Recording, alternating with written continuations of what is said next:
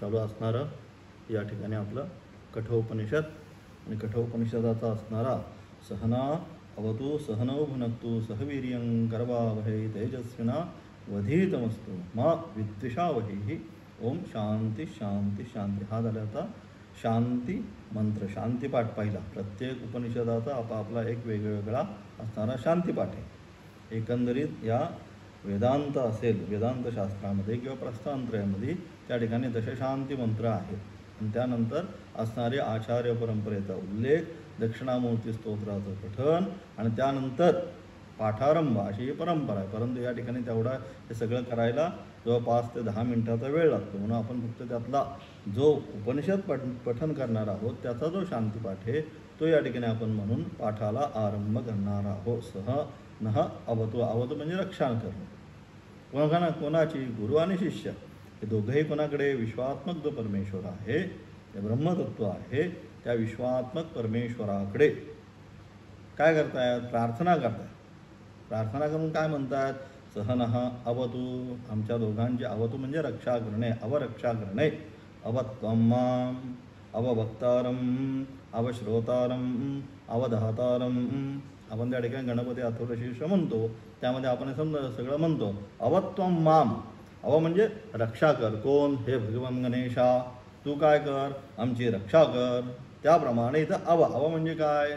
तुम्ही कोणाची? नह सह. आमच्या दोघांची एकत्रितपणे, म्हणजे गुरु आणि शिष्य हे दोघं आहे. या गुरु आणि शिष्य या दोघांची काय कर? हे भगवंता तू एकत्रितपणे काय कर? आमची रक्षा कर. त्यानंतर सहनौ भुनक्तु. नुसते रक्षाच नाही, रक्षा झाल्यानंतर त्यानंतर पालन करणं सुद्धा गरजेचं. नुसतं रक्षा करून उपयोग नाही. खायला प्यायला जे काय आहे, मी तुमची नुसती रक्षा करतो, मग खायला प्यायला कोण देणार?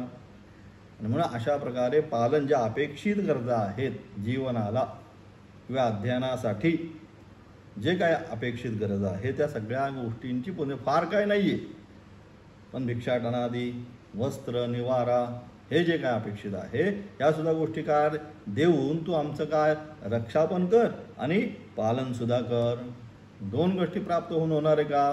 त्यानंतर तिसरी गोष्ट महत्त्वाची, सहवीर्यं करवावही. अध्ययन करण्यासाठी जी अपेक्षित शक्ती आहे, कायिक वाचिक मानसिक, शरीराला पण तेवढं पाहिजे, सवय पाहिजे. आता 1-2 तास बसायची. नंतर वाचिक जे आपण काय म्हणणार आहोत मंत्र आधी ते पठण व्यवस्थित झाले पाहिजे. आणि मनाने सुद्धा मानसिक धैर्य पण गरजेचं आहे. की काय जे आहे मन बुद्धी ते काय जे सांगत आहोत ते ग्रहण करायची त्याच्यामध्ये कॅपॅसिटी पाहिजे. आणि म्हणून ते जे सामर्थ्य आहे ते सामर्थ्यसुद्धा हे भगवंत आम्हाला प्राप्त कर. त्यानंतर याने काय जे आम्ही आहोत तेजस्विनाम अवधीत असतो. जे आम्ही अवधीत म्हणजे काय? आम्ही या ठिकाणी गुरुशिष्य परंपरेने जे या ठिकाणी आम्ही शिकणार आहोत ते काय हो? ते अध्ययन आमचं आता केलेलं अध्ययन काय झालं पाहिजे? तेजस्वी झालं पाहिजे. नुसतं आपलं अध्ययन करून आलाय नाही, अध्ययनाचं असणारं तेज आपण म्हणतो त्या ठिकाणी त्याच्या चेहऱ्यावरती असणारं तेज असतं, ब्रह्मतेज. तसं त्या ठिकाणी तप, दान, क्रिया, कर्म सगळं केल्यानंतर जो आध्यात्मिक साधक असतो त्या आध्यात्मिक साधकाच्या चेहऱ्यावर काय असतं? एक वेगळं छटा, वेगळं तेज असतं.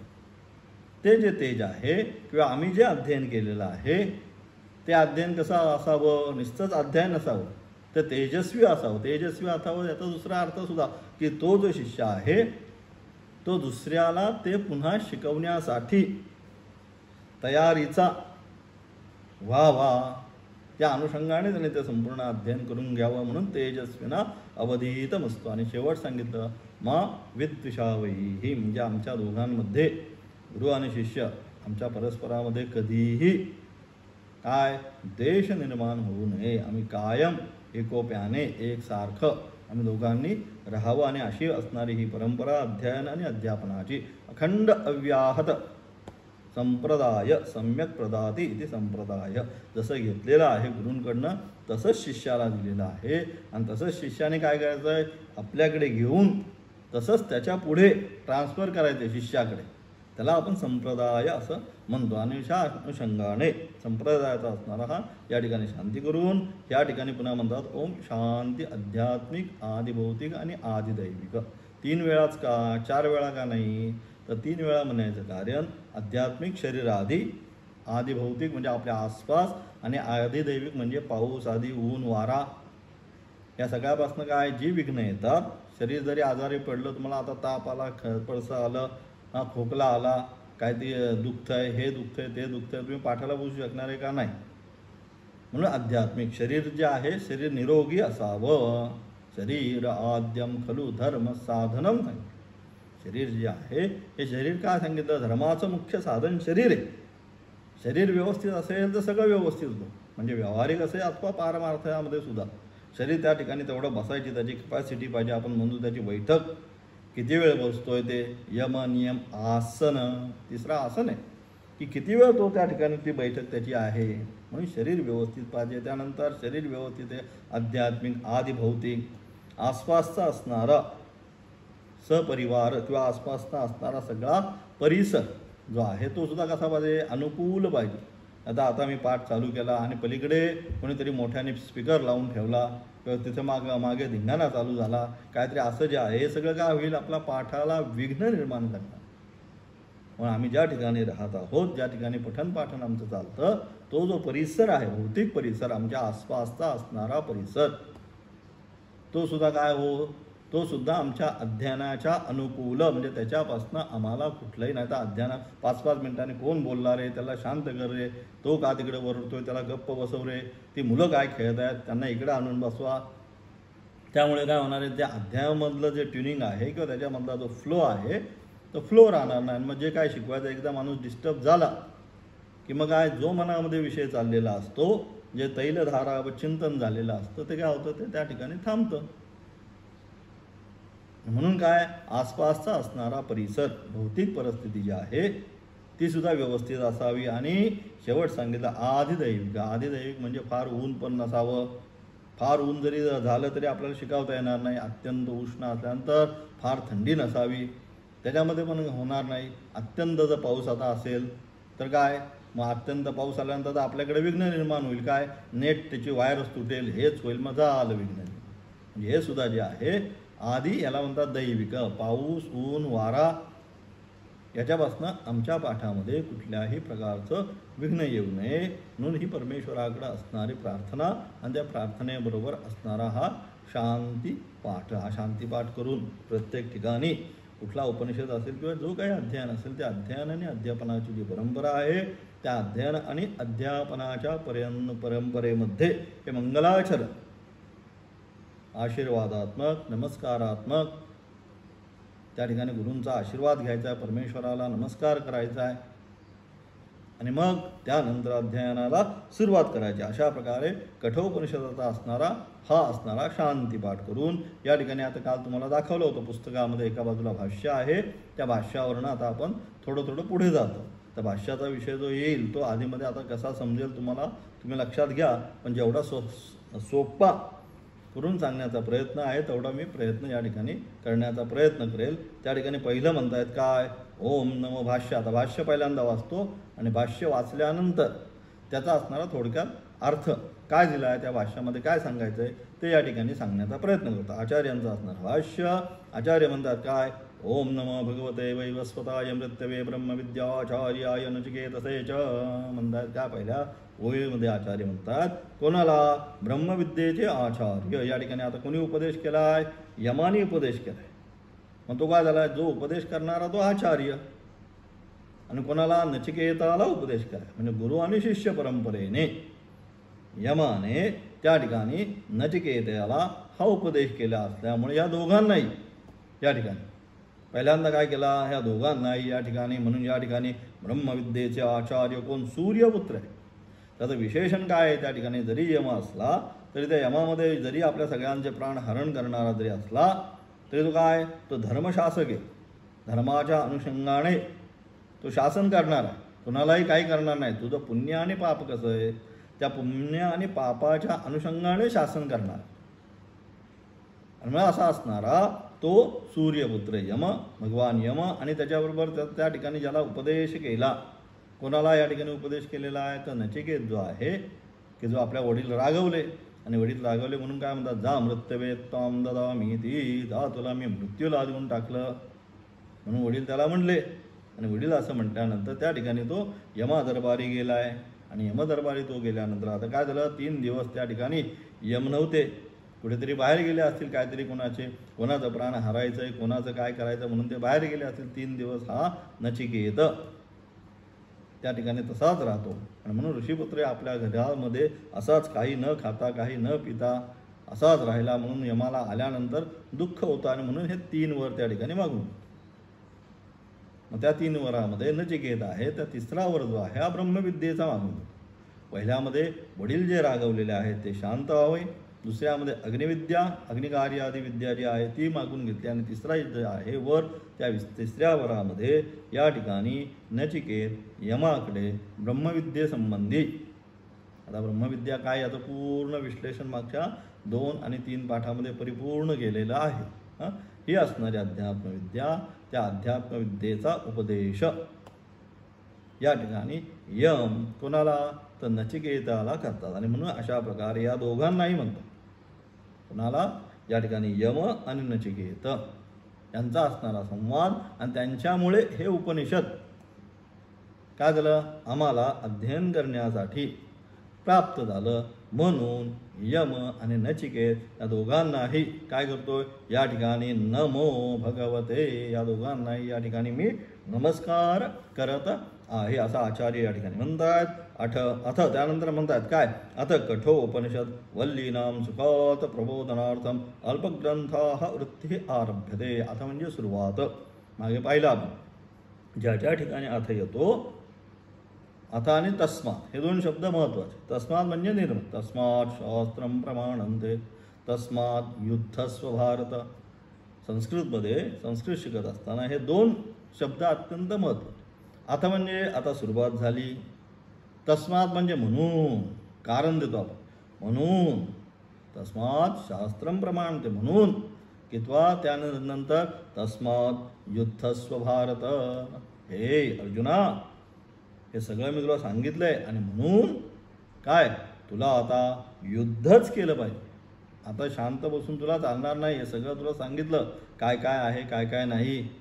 आणि म्हणून काय कर, तू युद्धच कर. म्हणून ज्यावेळेस एखाद्या गोष्टीचा निर्णय द्यायचा असतो संस्कृतमध्ये, त्यावेळेस तस्मात् हा शब्द प्रयोग करतात. आणि ज्यावेळेस एखादी गोष्टीचा आरंभ करणारा आहे, नवीन गोष्टीचा आरंभ होतो, त्यावेळेस अथ या शब्दाचा प्रयोग होतो. हे मागे सांगितलं. मग या ठिकाणी काय, आता कठोपनिषद वल्लीनाम काय, सुखात प्रबोधनार्थम अल्पग्रंथाः वृत्ती आरभ्यते म्हणतात या ठिकाणी. की आता या ठिकाणी काय, कठोपनिषद वल्लीनाम, या ठिकाणी काय, या ठिकाणी अध्याय आणि अध्यायामध्ये वल्ली आहेत. पहिल्या अध्यायामध्ये 3 वल्ली आणि दुसऱ्या अध्यायामध्ये पुन्हा 3 वल्ली. दुसरीकडे असतं अध्याय, पाद आणि मंत्र. पहिला अध्याय, पहिला पाद, पहिला मंत्र, प्रायास त्याप्रमाणे असतं सगळीकडं. परंतु इथं कठोपनिषदामध्ये हा शब्द विशेष आहे. प्रथम वल्ली, द्वितीय वल्ली, तृतीय वल्ली. आणि म्हणून या ठिकाणी वल्ली नाम सांगितलं. या ठिकाणी काय सांगितलं, आता कठोपनिषद वल्ली नाम काय, कशासाठी, सुखात प्रबोधनार्थम. हे भाष्य आता मी लिहितोय, आचार्य म्हणतात. हे भाष्य मी जे लिहित आहे, हे भाष्य मी कशासाठी लिहित आहे, तर ही कठोपनिषद जी वल्ली आहे, आता हे जे कठोपनिषद आता मी ह्या विद्यार्थ्यांना, या शिष्यांना जे शिकवणार आहे ते कसं, सुखार्थ म्हणजे सुगमतेनं, सहजपणे, काय, सहजपणे समजण्यासाठी, सहजपणे समजायला पाहिजे. अगदी त्यामध्ये फार क्लिष्टता नाही. म्हणून या उपनिषदामध्ये सहज अगदी गोष्टी स्वरूप आहे. आणि मग असं असल्यामुळे काय करतोय मी, त्याची संक्षिप्त वृत्ती आरंभ केलेली आहे. संक्षिप्त थोडक्यात. फार म्हणतो आपण, काय काय जणांना फार काय असतो, फापट पसारा करून बसायची सवय असते. तर तसं नाही. मी काय केलं, या ठिकाणी अत्यंत थोडक्यामध्ये फापट पसारा न करता सांगण्याचा प्रयत्न करीत आहे. असं कोण म्हणतंय, आचार्य भाष्यामध्ये म्हणतात. त्यानंतर जातो आता उपनिषद शब्दाचा अर्थ. कालच्या पाठाला आपण पाहत होतो की उपनिषद आपण सगळे म्हणतो. उपनिषद शब्दाचा असणारा अर्थ नक्की काय, त्या उपनिषद शब्दाचा असणारा अर्थ आता या पुढच्या पाठातून सांगण्याचा प्रयत्न करतात. काय म्हणतात? सदेहे धातुर्विसर्गत्यावसाधनार्थस्य उपनिपूर्वस्य विप्रत्ययांतस्य रूपम उपनिषदिति उपनिषद शब्देन च व्याचारण्यासदगंतप्रतिपाद्य वेद्यवस्तु वस्तुविषया विद्या उच्यते केन पुनः अर्थयोगेन उपनिषद शब्देन विद्या उच्यते उच्यते म्हणतात. काय म्हणतात? या ठिकाणी उपनिषद शब्दाचा अर्थ या ठिकाणी सद्धातू उप नि आणि शद शदमध्ये सद्धातू आहे. हां, मग सद्धातूचा अर्थ काय? विशरण. विशरण म्हणजे जे नाश करणारा आहे. त्यानंतर गती म्हणजे ब्रह्मापर्यंत घेऊन जाणारा आहे. त्यानंतर अवसाधन म्हणजे संबंध शिथिल करणारं. सद्धातू जो आहे उपनिषदामधला, उपनिषदामध्ये उप आणि नि हे उपसर्ग आहे. त्याच्यानंतर क्विप प्रत्यय आणि सद्धातूचं विशरण, गती आणि अवसाधन हे तीन या ठिकाणी अर्थ होतात. आणि या तीन अर्थांनी उपनिषद या शब्दाची या ठिकाणी फोड होते. म्हणजे काय? पहिलं उपनिषद काय करतं? तर सर्वात पहिलं उपनिषद जे आहे अविद्येचा नाश करणारा आहे. दुसरं काय करतंय? अविद्येचा नाश नुसतं करतंय का? नाही. मग अविद्येचा नाश झाल्यानंतर जीवाला ब्रह्मापर्यंत जे आहे घेऊन जाण्याचं काम करत आहे. गती म्हणजे घेऊन जाणे. जे स्वतःला आता काय म्हणतोय? मी मर्त्य, मी सुखी, मी दुःखी हे जे म्हणतो आहे, अरे असा तू नाहीस. तू कसा आहे? चिदानंद रूप शिवोहम शिवोहम सच्चिदानंद स्वरूप तू आहेस असं जीवाला सांगून काय करताय? मग शेवटी हे ज्ञान जीवाला झाल्यानंतर अवसाधन म्हणजे काय? जे संसाराचं असणारं जे बंधन, जे आत्तापर्यंत मी समजत आहे ते संसार रूपी बंधन, की मी मला कोण समजतो आता? मी सुखी, मी दुःखी, मी अमुक. नाम आणि रूप याने काय केलं आपण? त्याला जे आत्मतत्व जे आहे, जे परमात्म तत्व आहे, ह्या परमात्म तत्वाला नाम आणि रूपाचं काय केलंय? बॉन्डेज केलंय, कव्हर करतो. मुलं काय करतात? आपण लहानपणी, आता काय नवीन सगळं झालं, पहिल्यांदा शाळा सुरू झाली की काय असायची? पुस्तकं असायची, वह्या नवीन यायच्या आणि त्याच्याबरोबर एक कव्हरचा रोल यायचा. आता तर काय मी कव्हरचा रोल कुठे पाहत नाही आहे. बरेच दिवसात झालं की पुस्तकांना मध्ये कव्हर घालायचं म्हणजे ते छान राहील. पण आता कव्हर हा विषय आता अलीकडे दुर्मिळ होत गेला. हां, मग त्याच्यावर ते छानपैकी नेम, एक बारीक नावाची अशी पाटी यायची, ती त्याच्यावर चिटकवायची. म्हणजे वह्या आणि पुस्तकं आणल्यानंतर जूनमधले पहिला एक आठवडा जो आहे, हा एक आठवडा आमचा सगळ्यांचा कशा, म्हणजे आता माझ्या जे वयाचे तुम्ही आहात सगळे, आपल्या सगळ्यांचा जो एक आठवडा आहे, पहिला 6 जूनला शाळा चालू झाली की पहिला आठवडा किंवा पहिले 4 ते 5 दिवस आपला कव्हर घालण्यातच जायचे. हां, ते कसं घालायचं? त्या वहीला कव्हर घालायचं, त्या पुस्तकाला कव्हर घालायचं, त्यानंतर त्याच्यावरती नेम प्लेट लावायची, ते नाव, कोणता वर्ग, कोणती तुकडी मिळालेली आहे, आहे का, ब आहे, क आहे, हां, हे सगळं त्यावर लिहायचं. हे सगळं करण्यातच आपला 2-4 दिवस जायचे मस्तपैकी, छानपैकी. टेन्शन कुठलंच नसायचं त्यावेळेस. हां, छानपैकी अगदी व्यवस्थित सगळं, शाळा बिळा सगळं व्यवस्थित, खेळणं, शाळा सगळं चालायचं. हां, आता काय झालं? आता सगळी शिक्षा पद्धती आमची बदलली. सकाळी 6 वाजल्यापासून जी मुलं अभ्यासाला सुरुवात करतात, हां, ते कधी रात्री 8-9 पर्यंत अभ्यासच चालतो. म्हणजे सकाळी उठले की शाळा, शाळेतनं आले की ट्युशन आल्यानंतर काय आणखी काही ग्राउंड, तिथून आल्यानंतर परत होमवर्क, संपूर्ण टेन्शन. जुन्या काळामध्ये असं नव्हतं. म्हणजे आपल्या काळामध्ये सकाळी उठलो की छानपैकी 8-9 पर्यंत खेळायला जायचं, 9-9:30 पर्यंत. आता आमचं शिक्षण पुण्यात झालं. हां, मग 10चा भोंगा वाजायचा. भोंगा वाजल्यानंतर शाळेची तयारी चालू व्हायची. 10:30ला शाळा असायची. मग ज्यावेळेस भोंगा वाजेल त्यावेळेस जिथं असेल तिथं खेळणं संपवायचं. म्हणजे सकाळी उठल्यापासून पहिल्यांदा खेळण्याला जायचं. मग त्यानंतर भोंगा वाजला की घरी यायचं. मग कपडे बदलायचे, काही खायचं, डबा घ्यायचा आणि शाळेत जायचं 5 वाजेस्तोपर्यंत. 5ला शाळेतनं आलं की पुन्हा पहिलं खेळायला. आणि तिथून आल्यानंतर अंधार पडायला लागला की मग घरी येणार. आणि मग काय थोडाफार अभ्यास असेल तो एखादा तास करायचा की झालं, संपला दिवस. म्हणजे इतकं सहज शिक्षण होतं. पण आता काय झालं आहे? आता त्याचं एवढं बॉन्डेजिंग झालं आहे त्याचं की लहान मुलांना त्याचा भार सोसत नाही. आता शिक्षण तेच आहे, त्याच्यामध्ये काही बदल झालेला नाही. जेव्हा ते जे शिकवत होते तेच आता पहिलीला दुसरीला शिकवतात, पाचवीला शिकवतात. दुसरं काय बदल आहे का? जास्त प्रमाणात बदल नाही. पण आता काय झालं, त्याचं फार आता त्याची जाहिरात जास्त झाली त्याची.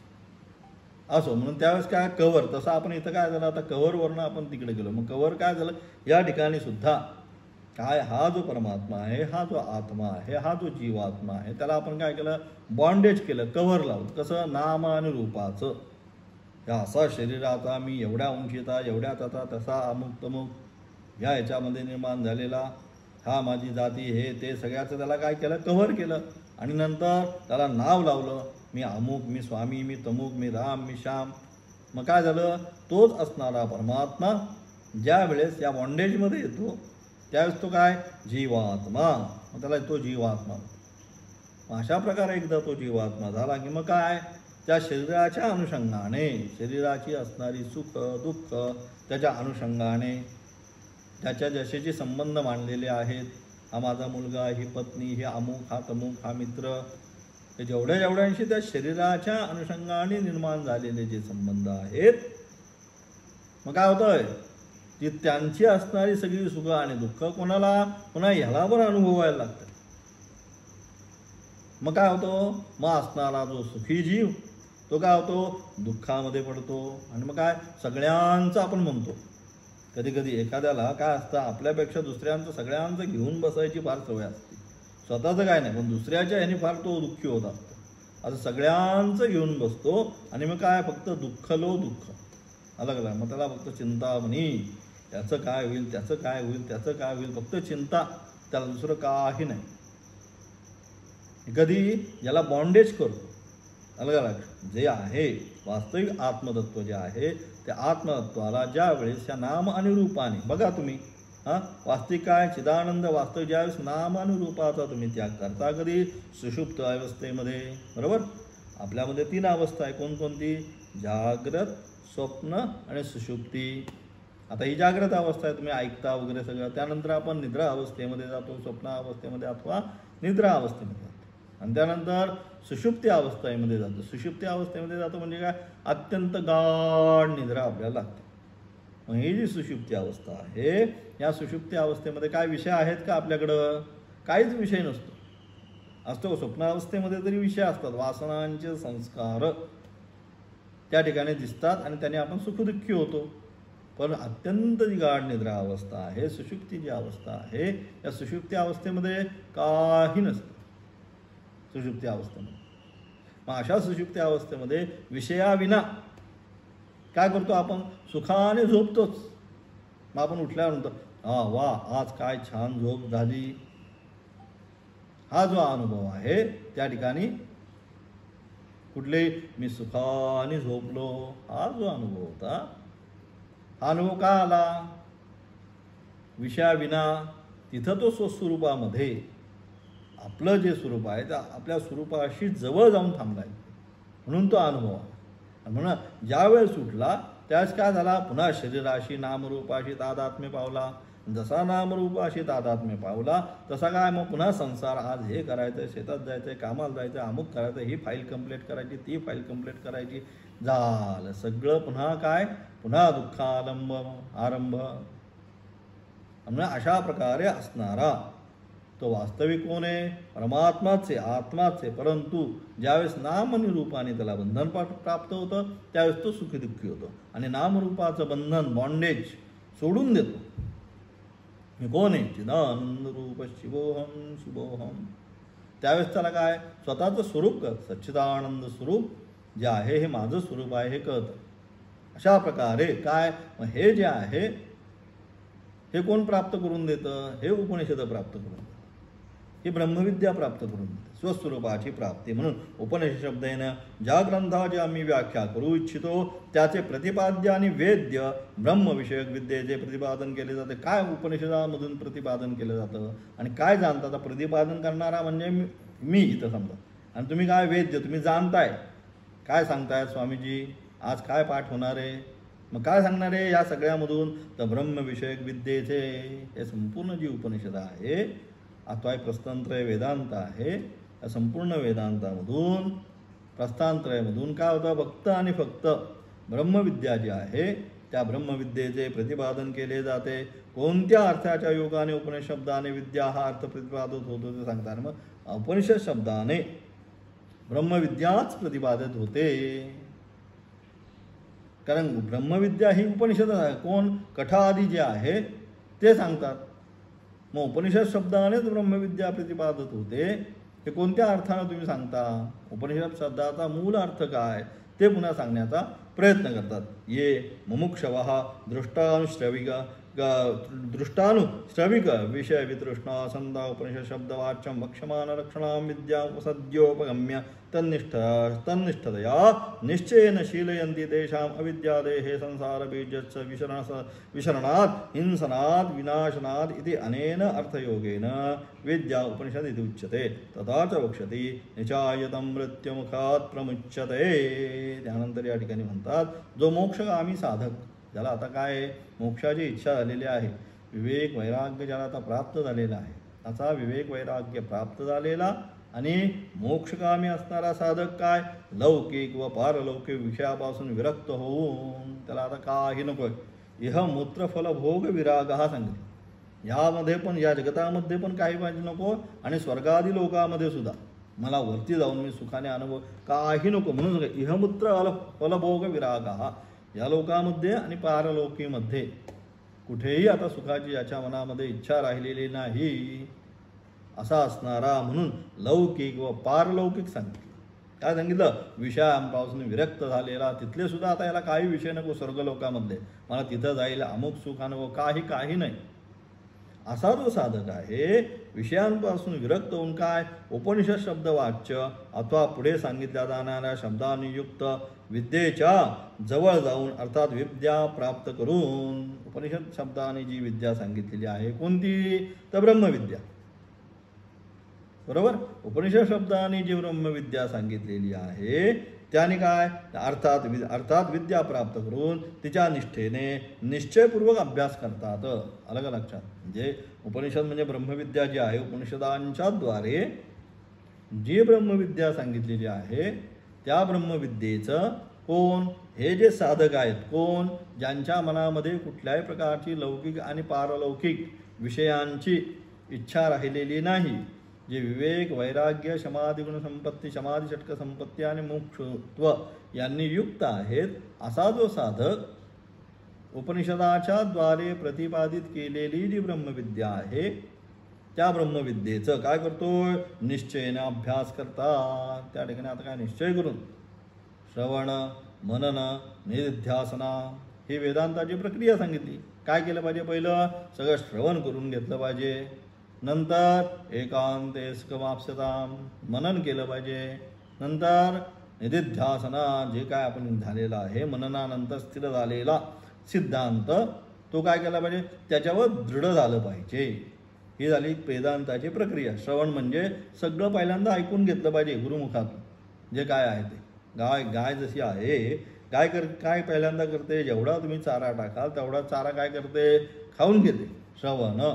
नंतर शांत बसते.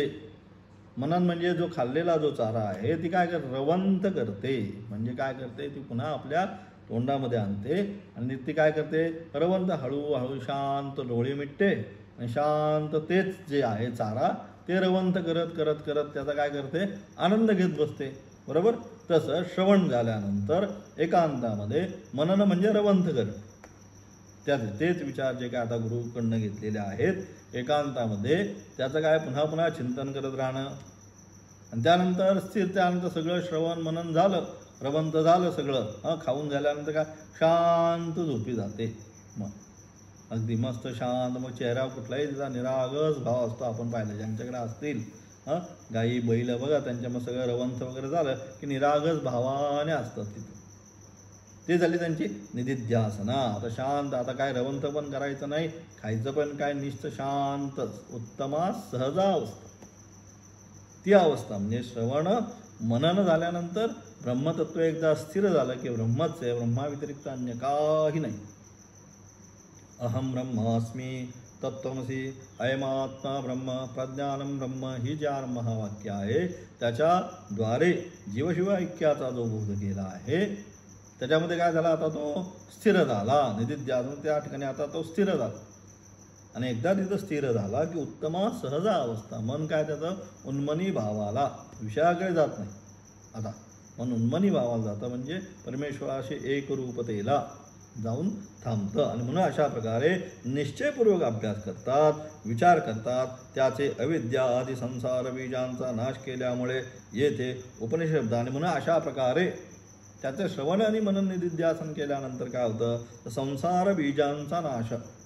अविद्या आहे, त्या अविद्या काय करते, अविद्या आदी संसारादी जी बीज आहे, ज्ञानाग्नी सर्व कर्माणी सांगते. भस्मसात कुरुते अर्जुन, जो ज्ञानस्वरूप जो अग्नी आहे, अज्ञानस्वरूप अग्नी काय करतो, संपूर्ण कर्म जी आहेत त्या कर्मांना काय करून टाकतो, भस्मसात करून, काही ठेवत नाही त्या ठिकाणी.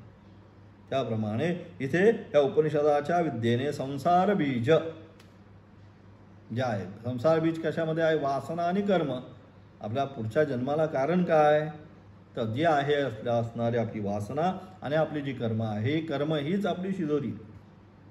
एवढंच बरोबर येतं. कर्मानुगच्छती जीव एकहा, लग जाताना दुसरं काही इथं आपल्याबरोबर येत नाही. ज्या आपल्या वासना आहेत आणि जी आपण जी कर्म केलेली आहे हीच आपली शिदोरी आहे. बरोबर ना, शिदोरी आपण देतो जाताना बरोबर बांधून. मग कोणती शिदोरी, ती प्रतिकात्मक शिदोरी आहे. तिथं प्रतिकात्मक शिदोरी तिथं फक्त आपण बांधतो ती घेऊन.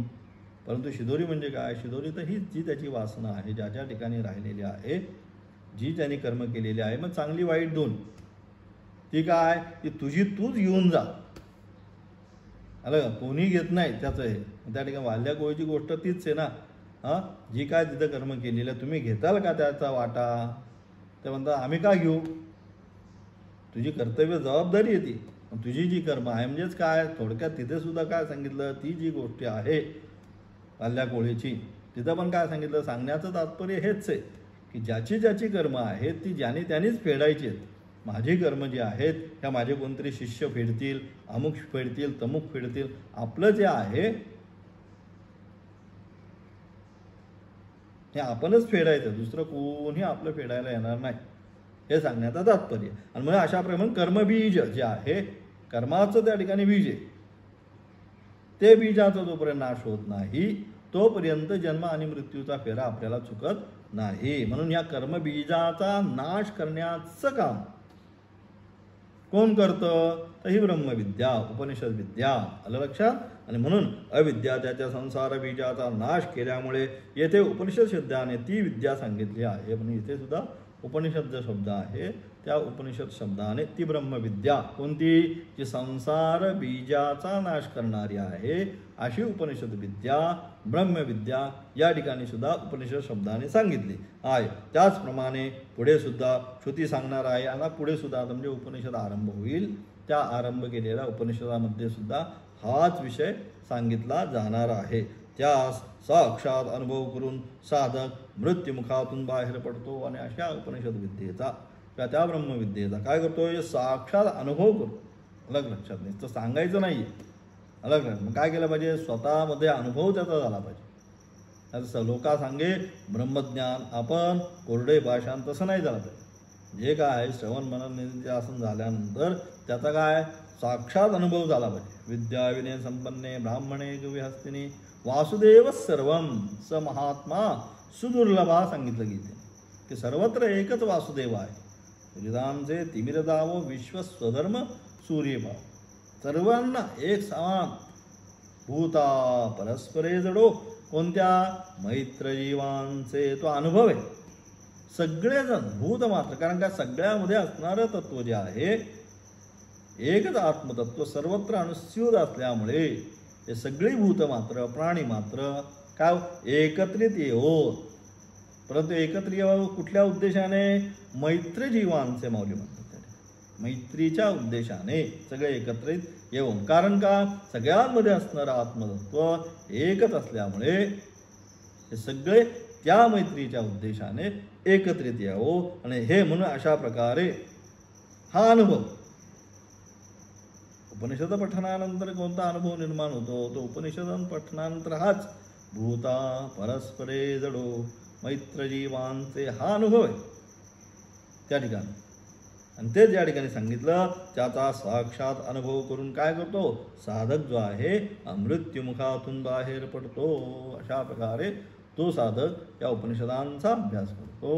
तो जन्म आणि मृत्यूचं जे चक्र आहे, पुनरपि जननम पुनरपि मरणम पुनरपि जननी जठरे शयनम इह संसारे खलुस्तारे कृपया पारे पाहि मुरारे.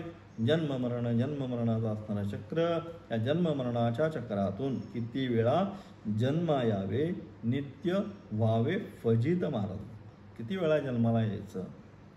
जन्माला यायचं म्हणजे काय करतो आम्ही आमच्या हाताने आमची फजिती, महाराजांचे शब्द आहेत, आमची काय करतोय आमच्या हाताने आमचीच फजिती करून घेतोय.